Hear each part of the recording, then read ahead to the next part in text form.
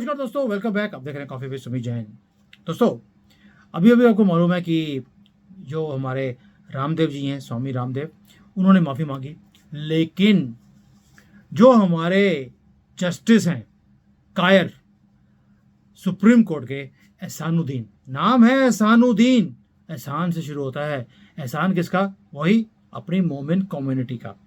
और उसका फर्ज निभाते हुए उन्होंने क्या क्या टिप्पणियां करी हैं, ये सारी खुलासे करेंगे और इनकी हिस्ट्री भी उखेड़ेंगे। आज किनकी? Corrupt chief justice of India की, इनके सारी कबाल की, जो चोरों ने इकट्ठे मिलकर गंद डाला हुआ है हमारे देश के अंदर।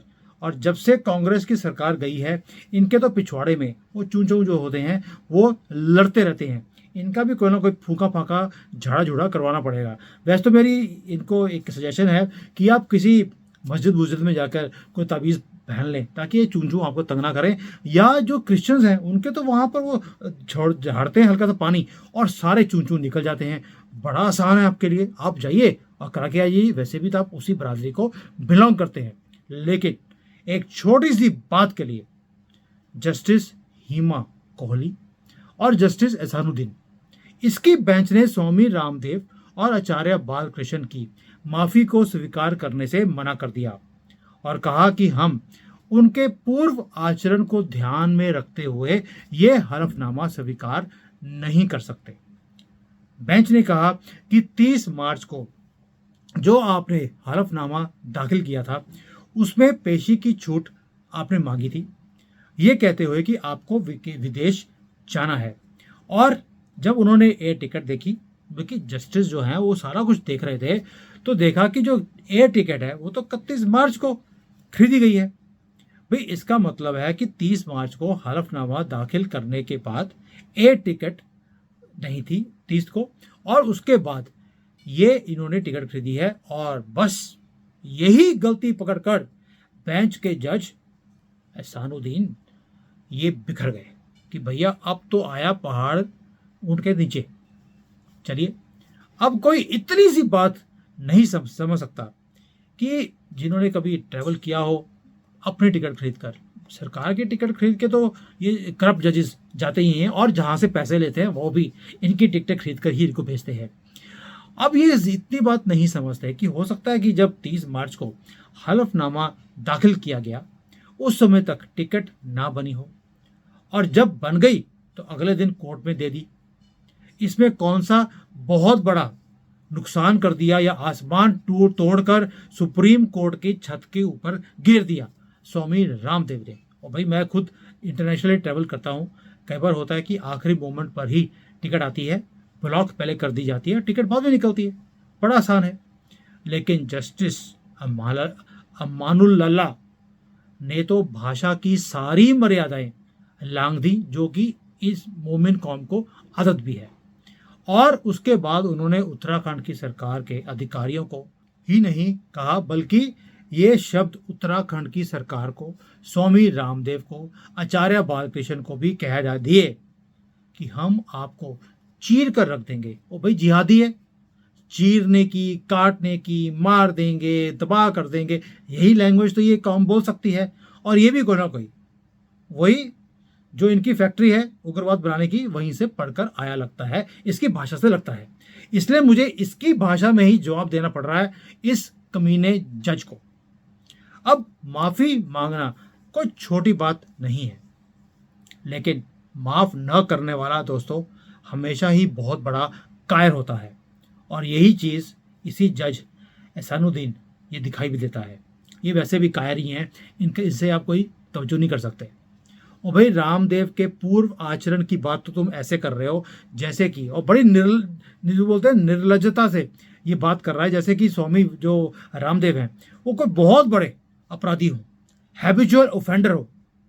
जबकि पूर्व आचरण के अनुसार तो जो इनका फेवरेट कंजरवाल है वो बार बार अपराध करता है, फिर जाकर कोर्ट में माफ़ी मांगता है, उसे सुप्रीम कोर्ट माफ़ी दे भी देती है। और जो अब इस दोबारा से इसकी जो अर्जी आई हुई है सुप्रीम कोर्ट में कि भी मुझे बेल दे दी जाए, ये करप्ट जजेस 100, 200, 500 करोड़ रुपये लेके छोड़ भी देंगे। और कंजरवाल को फर्क क्या पड़ता है, हजारों करोड़ उसने कमाए हैं, अगर 400-500 करोड़ रुपए दे भी दिए, इनकी भी जिंदगी बन जाएगी। और कंजरवाल तो अपनी जिंदगी बना ही लेगा, बना भी चुका है। ये है इनकी जजेस की असलियत। और भाई हेमा कोहली से मुझे बड़ी हैरानी होती है, आपको भी हो रही होगी। जो दूसरी जज थी हेमा कोहली, वो वरिष्ठ भी हैं और बेंच को हेड भी वही कर रही थी। वो तो उन्हें कह सकती थी, इस मोमिन को, कि आपने टिप्पणी, जो आपकी टिप्पणी करी हुई है, ये हमारी मर्यादा के हिसाब से नहीं है। और ये भी कह सकती थी कि ये उसकी अपनी टिप्पणी है, मैं इस टिप्पणी से अपने आप को अलग करती हूं। मगर उन्होंने ऐसा नहीं किया। उसका रीजन क्या है? वो खुद कॉलेजियम के जो ये पिछलवाड़े वाले दरवाजे होते हैं, उसके थ्रू हाई कोर्ट से रिटायर होने के सिर्फ एक दिन पहले सुप्रीम कोर्ट में घुसी थी। लिब्रांडो है जन्म से। यह रीजन है कि उसने भी अपने आप को रिक्यूज नहीं किया उस स्टेटमेंट से। और पिछले 10 साल में सुप्रीम कोर्ट और हाई कोर्ट, इनके जो जज हैं, उन्होंने अपने लिए एक नए ही कानून बना लिए हैं। किसके ऊपर? फ्रीडम ऑफ स्पीच की ऊपर। और ये हर तरह के उल्टी सीधी भाषा बोलने की होड़ में लगे हुए हैं कि हाई कोर्ट वाले हदें पार करेंगे या करप्ट चीफ जस्टिस जो है और इसकी कबाल वो करेगी। और जनता के लिए तो, जैसे जनता हो, मोदी हो, भाजपा के नेता हो, आरएसएस हो, देश हो, इनको गालियां देने के लिए फ्रीडम ऑफ स्पीच की छूट इन्होंने ऐसी दी हुई है कि कोई बोले, ये बोलते हैं फ्रीडम ऑफ स्पीच। लेकिन अगर आप कंजरवाल हो, ममता बनर्जी हो, अब ऐसे लोगों के, या कांग्रेसी हो, मोमिन हो, इनके खिलाफ अगर आप बोलते हैं तो फ्रीडम ऑफ स्पीच खत्म हो जाती है। और इसी से पता लगता है इनको देश से और मोदी जी से पिछले 10 साल से ये बर्दाश्त ही नहीं हो रहे। और हम सनातनी तो इनको वैसे बर्दाश्त नहीं है, तभी रामदेव के ऊपर इतना अटैक हो रहा है। अब मैं उसको उदाहरण देता हूं कि ये कैसे मोमिन के खिलाफ कुछ बोला हो कैसे बर्दाश्त नहीं करते, और मोदी जी को भी बर्दाश्त कैसे नहीं करते। अब आपने देखा कोरोना काल में सुप्रीम कोर्ट ने हर हाई कोर्ट को व्यवस्था के खिलाफ सुनवाई करने का अधिकार दे दिया और खुद भी अलग से सुनवाई करते रहे। नतीजा क्या हुआ? हाई कोर्ट और सुप्रीम कोर्ट के जज बेकाबू हुए। संकट काल के समय में भी मोदी सरकार के खिलाफ अनाप शनाप बकते रहे। और भाई उनसे जवाब मांगते थे कि 24 घंटे में जवाब चाहिए, ये आपको मोहलत नहीं है, वरना हमारी उल्लंघना हो जाएगी, हम करप्ट जजेस की।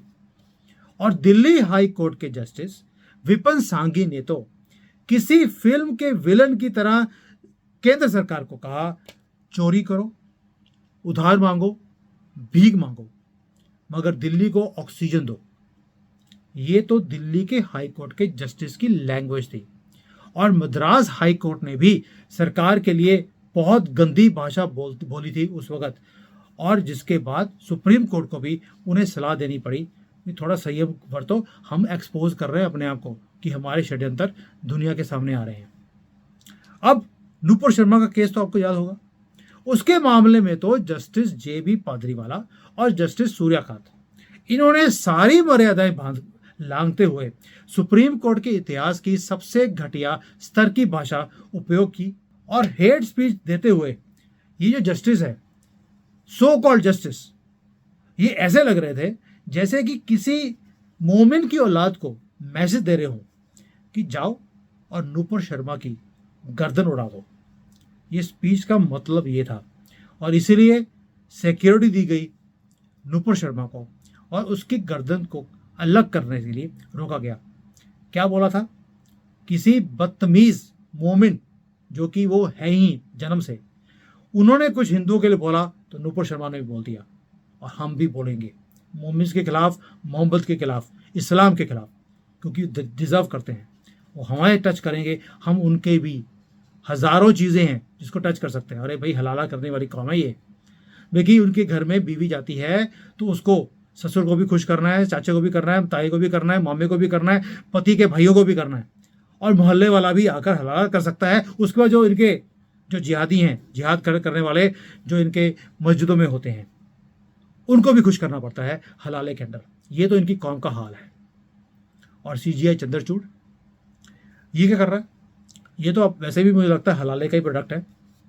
ये भी जस्टिस यही एहसानुद्दीन इसके फेवर में खड़ा हुआ है, उससे त्याग पत्र नहीं मांगा।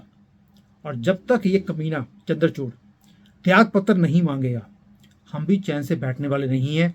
ये मुहिम का साथ दीजिए मेरे साथ और वायरल कीजिए चीज़ों को कि ये जो चीफ जस्टिस है और इसकी कबाल चोरों की, ये अब ऐसे हमारे साथ खिलवाड़ नहीं कर सकते जैसे करते रहे हैं। ये कांग्रेस का टाइम नहीं है, अब हम भी छोड़ने वाले नहीं इनको, इन कमीनों को। दोस्तों थोड़ा साथ दीजिए, ये हमारे देश, हमारी सभ्यता, ये इसके खिलाफ काम कर रहे हैं।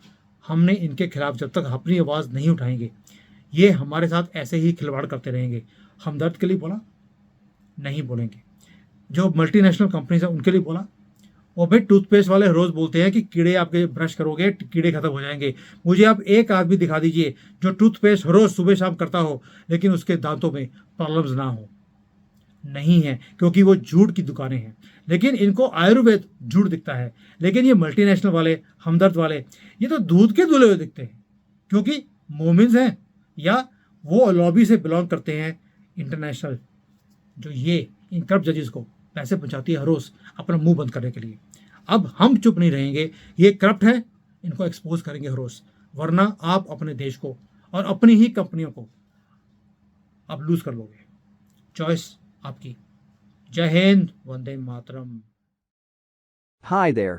If you liked the video, please don't forget to smash the like button, subscribe to our channel, and activate the bell icon so that you receive all notifications whenever we upload a new video. Thanks for watching.